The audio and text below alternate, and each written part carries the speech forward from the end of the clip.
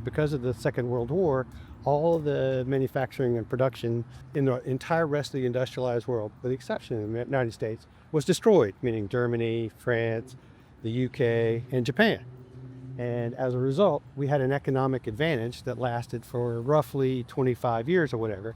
And it made it such that people without college educations could earn essentially a living that far exceeded the value that was being created. Meaning you could have, a stay-at-home spouse and all you were doing was slapping a bumper on an Oldsmobile.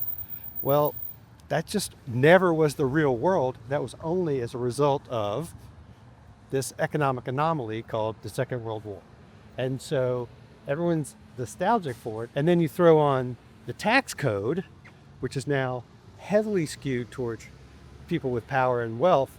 And yeah, essentially it's over, but you can still have it. It's just not as easy as it once was. And when people talk about the American dream, they're talking about when it was easy. Does that make sense? It makes sense. And so when they talk about the American dream, they're talking about it's easy. I go work at a place like this and I can have a middle-class lifestyle. There's nowhere in the world that you can do that except for Europe. And that's because of entirely different economic models. So